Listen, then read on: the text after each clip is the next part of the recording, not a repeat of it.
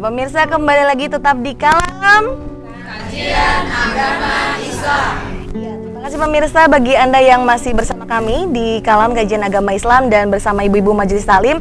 Kita masih membahas tentang demi masa. Ya, kembali lagi Kang, tadi pertanyaan saya bagaimana nih cara memanage diri. Yang pertama mungkin tadi dengan cara mengingat mati ya. Itu salah satu di antaranya, bahwa bagaimana kita setiap aktivitas yang kita lakukan dalam kebaikan adalah itu diasumsikan ya, bahwa kita berprasangka kepada Allah Subhanahu wa taala bahwa itu adalah perbuatan kita yang terakhir. Dan kalau kita meyakini setiap langkah kita adalah perbuatan yang terakhir, maka kita tahan dulu mungkin ya. Kita tahan dulu dan kita angkat telepon yang ingin berpartisipasi. Halo, assalamualaikum. Halo. Ya, halo, assalamualaikum. Waalaikumsalam. Dengan siapa, Bapak di mana? Dengan Pak Ardian di Tangerang. Iya, di Tangerang ya. Iya. Iya, silakan pertanyaannya Bapak. Nah, tadi saya mau nanya ya. Iya. Nah, itu sih saya. Halo. Iya. Silakan. Nah, itu kenapa ya? Itu kan saya kerja di Tangerang ya. Iya. Tapi itu istri selalu cemburu ya di daerah Sumatera itu. Kenapa itu ya? Istri selalu cemburu ya? Iya. Karena jauh ya Bapak ya? Iya, padahal di sini ya kerja gitu loh. Sayang sama bapak tuh, Bapak. Nggak macam-macam gitu. Cuma semacam ya Pak? Enggak juga ya? Iya. Baik, bagaimana pertanyaannya gimana Bapak? Ya, maksudnya kalau gitu hukumnya apa, harus gimana lakuinnya gitu. Oke, ya. Oke, Ya. bagaimana sikapnya ya? Iya baik, terima kasih Bapak. Waalaikumsalam warahmatullahi wabarakatuh. Kalau Bunda ada yang cemburu nggak sama suaminya nih? Ada yang bilang katanya cemburu itu tanda sayang. Iya. Ya Kang ya? Oke. Gimana nih Kang? Saya setuju. Baik laki-laki sebagai suami maupun istri sebagai perempuan yang memang ketika berpasangan secara yang halal dan sah, cemburu itu salah satu dari jenis bentuk kasih sayang yang tidak mau kehilangan oleh pasangannya. Tentu, tapi cemburunya jangan pakai buta. Karena kalau cemburu itu buta bisa nyebur ke solokan. Oleh karena itu ya, buta tahu sendiri kalau orang buta itu kan nyasar-nyasar gitu. Pakai aja berarti Kang ya? Ya. Pakai aja. Iya, cemburu aja, jangan pakai buta. Itu banget lagi ya, gitu udah parah kalau gitu, udah mencemburu, buta pakai banget. Jadi kalau pencemburu, ya cemburulah, karena sesungguhnya begini. Ada yang sangat menarik nih Mbak Rita, untuk penanya tadi yang di Tangerang, semoga dimuliakan Allah Subhanahu wa taala. Jadi harus diyakini bahwa kecemburuan itu adalah bentuk dari rasa sayangnya. Hanya saja cemburu yang harus dibangun adalah dalam rangka bagaimana kecemburuan itu jangan sampai pasangan kita lebih mengedepankan hal-hal yang sifatnya duniawi, tapi bagaimana dia adalah termasuk orang yang lebih mengedepankan pada sisi ukhrawinya, pada sisi seperti mempersiapkan diri dalam kebaikan itu sendiri. Karena contoh begini, ketika seseorang yang lebih mencintai kepada dunia, bukan lagi manusia yang cemburu, tapi Allah ternyata cemburu sama dia. Mengapa? Karena dia lebih mencintai kepada dunia, maka jangan sampai menyesal jika misalkan contoh, seseorang yang mencintai mobilnya melebihi dari cinta kepada Allah Subhanahu wa taala, maka Allah cemburu kepada mobil itu.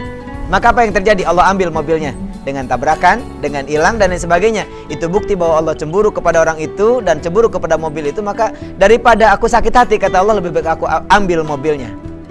Begitu Mbak Rita. Jadi sangat sederhana, kalau Allah kalau sudah cemburu kepada makhluk, maka bagi Allah sangat mudah, ambil aja makhluk itu, sehingga dia akan lebih mencintai pada Allah Subhanahu wa taala. Begitu. Jadi begitulah dengan seorang suami. Kalau dia cemburu yang berlebihan kepada pasangannya, jangan-jangan nanti istrinya yang dihilangkan, malah dia akan menikah dengan yang lainnya. Jadi sangat sederhana kalau Allah untuk menghilangkan itu Mbak Rita. Boleh cemburu tapi jangan berlebihan. Kenapa? Kalau sudah tadi sayang yang berlebihan, bisa jadi justru yang dicintainya itu Allah ambil, akan digantikan dengan yang lainnya. Jadi sedang-sedang saja. Sedang-sedang saja. Demikian. Bagaimana sikap kita? Tentu sikap kita adalah menerima keadaan. Ketika dicemburu, ya sudah, itulah takdir kita. Memang harus dicemburu oleh seorang istri, dan kita yakini bahwa kecemburuan itu bentuk dari rasa sayangnya, dan kita harusnya justru bersyukur pada Allah Subhanahu wa taala karena pasangan kita cemburu. Betul sekali Kang.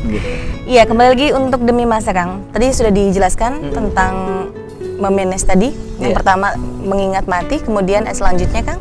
Ya, yang keduanya adalah yang tentu harus dipersiapkan oleh kita, bagaimana cara mengatasi diri kita agar tidak lalai ya dalam berkehidupan ini. Selain dari kita selalu mengingat mati, tapi juga kita adalah bagaimana cara hidup kita untuk bisa memberikan manfaat kepada yang lain.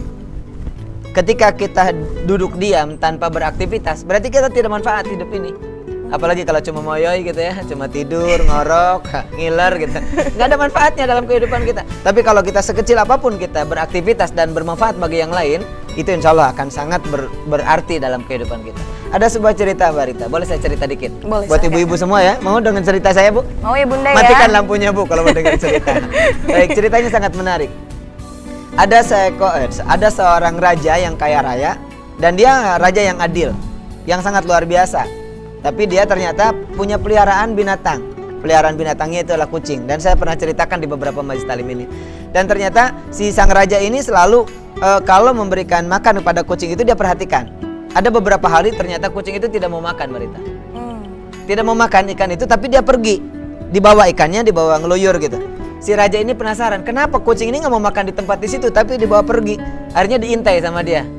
Jarak 100 meter dari istana, ternyata ada kucing yang buta dan sedang sakit. Maka si kucing tadi ternyata membawa ikan untuk diberikan kepada kucing yang sedang sakit dan buta. Maka sang raja pun bergumam dalam dirinya, subhanallah, kucing saja bisa bermanfaat bagi kucing yang lain. Masa kita manusia tidak bisa memberikan manfaat bagi yang lain? Maka disitulah bagaimana supaya kita bisa menjadi orang yang komitmen untuk tidak lagi larut dengan masa yang hanya sekedar sia-sia. Maka salah satu diantaranya adalah bagaimana kita menjadi orang yang blessing order. Bagaimana kita termasuk orang yang bisa memberikan manfaat bagi yang lain. Karena Allah mengatakan khairun nas anfa'uhum linnas. Sebaik-baiknya manusia yang bisa memberikan manfaat kepada manusia yang lain. Setuju nggak Bu? Setuju. Iya, lalu sesungguhnya kan manusia ini berada dalam kerugian ya Kang. Kalau misalnya bisa dikatakan apa saja nih Kang yang membuat manusia itu berada dalam kerugian? Baik, banyak hal yang membuat manusia merugi. Salah satu diantaranya karena dia tidak bisa memanfaatkan waktu. Salah satu diantaranya.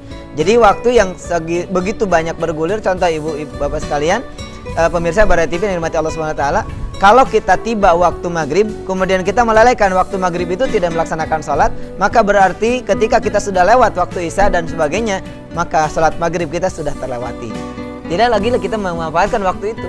Begitu juga, karena disebutkan kan tadi salah satu diantaranya kita memanfaatkan waktu masih hidup sebelum kita meninggal dunia. Betul. Saat hidup ini kita sangat bisa bermanfaat untuk diri kita dan untuk orang lain. Tapi ketika kita sudah mati, apakah kita masih bisa beramal? Kita sangat tidak bisa melakukan itu. Bahkan ada orang nanti di akhirat kelak itu sampai nangis di hadapan Allah SWT. Ya Allah, berikan kesempatan bagi saya untuk bisa hidup lagi ke dunia, untuk saya bisa beramal lagi. Tapi kata Allah, penyesalan yang tiada arti. Oh gitu, artinya ya sudah tidak ada manfaat lagi Bu, walaupun dia nangis gitu kan gitu ya. Keluar ya udah game over gitu. Walaupun dia sudah menangis air mata darah gitu, pengen balik lagi, seandainya saya bisa hidup lagi ke dunia, saya bisa bertobat, saya bisa beramal segala macamnya, tapi kata Allah tidak bisa seperti itu. Maka manfaatkan waktu sebaik-baiknya agar kita di dunia ini mumpung masih hidup gitu lah, manfaatkan dengan sebaik-baiknya. Kemudian ya insya Allah kita masih muda semua ya Bu ya. Ya, manfaatkan masih waktu muda kita sebelum kita tua. Mengapa? Mungkin masih muda, masih energik lah gitu ya. Masih ke Bara TV masih kuat. Tapi kalau nanti sudah nenek-nenek kayaknya mungkin diajak ke Bara TV juga gimana ya, kan udah nggak kuat. Manfaatkan kita ke Bara TV adalah bukan hanya narsis ya Bu ya. Bukan hanya sekedar narsis di TV, tapi kita benar-benar tolabul ilmi. Pulang dari sini insya Allah kita menjadi orang yang beriman, orang yang beramal soleh, saling mengingatkan dalam kebaikan dan saling mengingatkan dalam kesabaran. Itu tugas kita supaya kita tidak rugi gitu. Baik, dan ibu-ibu di sini sudah merupakan satu reward ya Kang ya. Karena sudah nampaknya sudah ada yang berinteraksi kembali, kan kita angkat kembali mungkin ya. Halo, assalamualaikum. Waalaikumsalam. Iya, dengan siapa Ibu di mana? Nina di Serang. Iya, silakan Ibu Nina. Saya mau tanya nih Pak Ustaz, Mangga.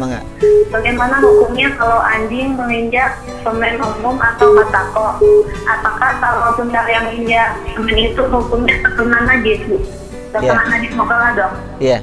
Terus yang kedua, apakah kalau sendal yang menginjak telapak kaki anjing di tanah dalam keadaan basah, apakah kalau sendal yang menginjak sendal yang lain itu menjadi najis juga? Jadi telapaknya doang ya, telapak anjing ya. Bukan diinjak anjing tapi telapak anjing ya. Iya, mungkin seperti itu Kang. Iya. Ya, silakan bisa dijawab Kang. Ya pada dasarnya memang karena anjing ini adalah sebagai salah satu makhluk yang Allah ciptakan dalam keadaan najis. Kalau babi memang diciptakan untuk dalam keadaan haram, tapi kalau anjing adalah diciptakan dalam keadaan najis. Maka seluruh anggota tubuhnya pun akan menjadi najis, dan lebih lagi adalah air liurnya. Dan itu termasuk adalah najis yang mughaladah ya, yang sangat berat gitu. Artinya bahwa semua yang berinteraksi dengan anjing, baik itu kita kegeser kulitnya atau mungkin kegeser bulunya, dia adalah termasuk yang najis yang memang harus dicuci sesuai dengan ketentuan pada saat mencuci najis mughalladhah. Termasuk tadi kalau ada bekas injakan anjing gitu ya di lantai, kemudian kita pakai sendal, kemudian keinjak sama kita, karena apalagi kalau basah, dan itu termasuk bahwa sendal kita yang kita pakai pun dalam keadaan bernajis. Baik, kita akan lanjutkan kembali ya. Kita lanjut kembali ya Bunda ya, tapi tetap di Kalam